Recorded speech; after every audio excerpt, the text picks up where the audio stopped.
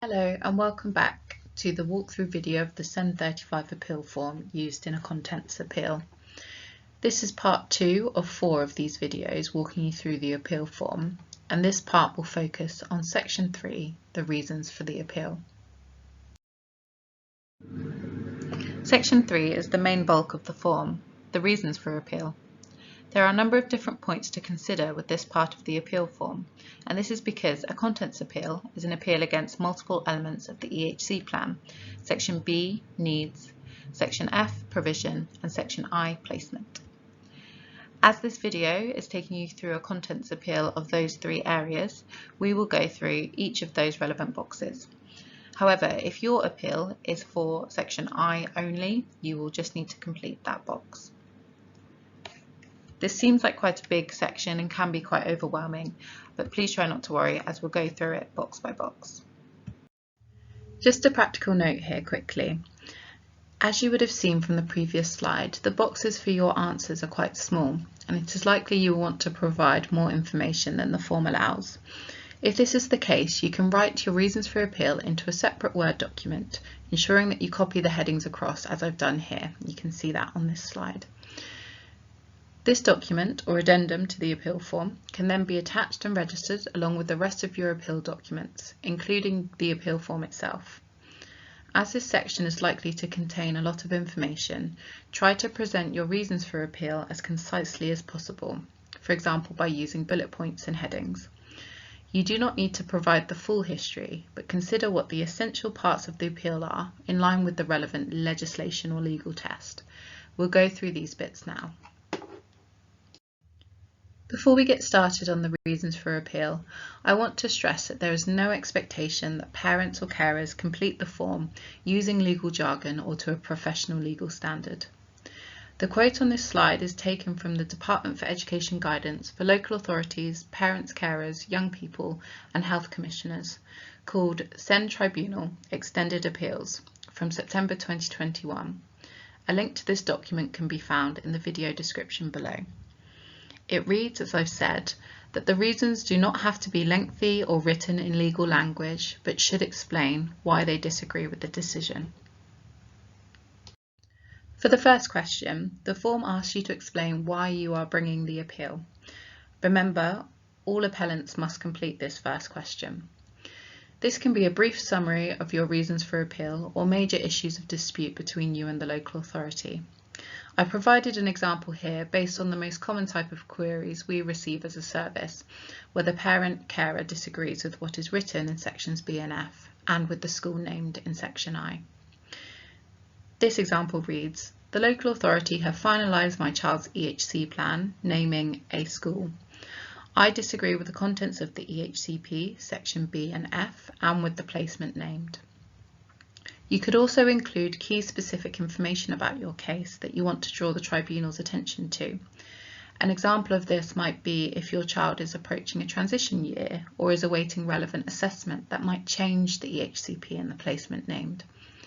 As with all tribunal appeal forms, it is best to keep information relevant and concise. You could use bullet points with clear headings to lay out your answer. The next question to answer is why you disagree with Section B, the description of special educational needs, or SEN. Section B is for the inclusion of all the child or young persons identified SEN. These needs may have been identified during the EHC needs assessment process or a recent review or assessment. It is important to remember that in order for SEN to be included in this section, it must have been identified, usually through assessment or report from an education or health professional. You will not be able to write your own SEN to be included in this section if it has not been identified through assessment or professional review. What you can do is ask that the relevant professionals assess or give their view on the SEN you are proposing. Reasons you may disagree with Section B might include missing or inaccurate SEN that doesn't reflect your child's needs. Your child may require further or updated assessment, for example, if they haven't had an EP assessment for several years and are now transitioning to a new phase of education. There may also be SEN that requires health provision that educates or trains, for example, speech and language therapy, which may not be included in section B where it should be. Another argument might include an EP assessment has taken place, but you do not agree with the findings, or perhaps the context in which it took place did not allow the assessment to fully reflect your child's needs. The key thing to remember is that section B informs what provision is to be made within section F, and these two sections together inform the appropriate placement named in section I. This is why getting section B accurate is so important. If you get stuck thinking about SEN, it might be helpful to go back to the definition of what SEN is. A special educational need is a learning difficulty or disability that requires special educational provision to be made. Special educational provision is provision that is additional to what is ordinarily available at an educational setting. It may also be helpful to think about SEN in the four main areas: communication interaction, cognition and learning, social emotional mental health, and sensory and physical. This will already be laid out in your child's EHC plan, so should help you to think about one area at a time. If section B is inaccurate, it is likely that section F will also be inaccurate or missing information, as needs in section B inform provision in section F. Every need in section B should have a provision in section F. It may also be that one provision meets several needs. Provision written in section F of the EHCP must be detailed and specific, meaning it should be quantified in terms of the type of provision, the hours and frequency of the provision, and the level of expertise of the person delivering it. This should also include whether support is secured through a personal budget. Again, where health or social care provision educates or trains, it must appear in section F as special educational provision. This question covers anything you feel the LA have not considered in their decision making.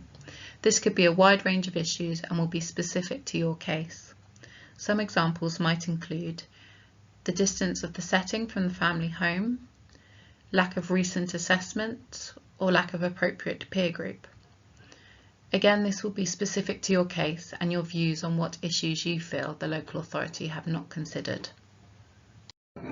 This is your opportunity to give your reasons for disagreeing with the local authority's choice of school. An example of this is likely to be the suitability of the local authority's choice of placement and whether it is appropriate for your child's needs. A few examples are included here, but there may be other reasons unique to your case. Those examples include the training or experience of the staff and setting, the safety or security of the site or the physical environment in general, whether the setting caters to a different profile of SEN. You could also refer to professional recommendations in this section. For example, if an EP has recommended a type of learning environment, for example small class sizes, but the local authority's choice of placement does not provide this. You can also use the local authority's reasons from your decision letter to show why you disagree and what explicitly you disagree with. We'll discuss what those reasons will likely be in the next few slides. This section allows you the opportunity to express why you prefer your choice of school. I've included the exact same items as discussed in the previous slide, as what you are effectively doing is comparing the two settings. Why is one more appropriate than the other? Compare the settings on the same points. For example, training experience of staff at your preferred setting is specific to the needs of your child, whereas staff at the local authority's choice of school do not have this level of training or expertise. You can use this section to highlight any additional features or support that your preferred setting provides and how they align with the recommendations within the EHC plan. There are several reasons that the local authority can refuse a parental request or preference for placement.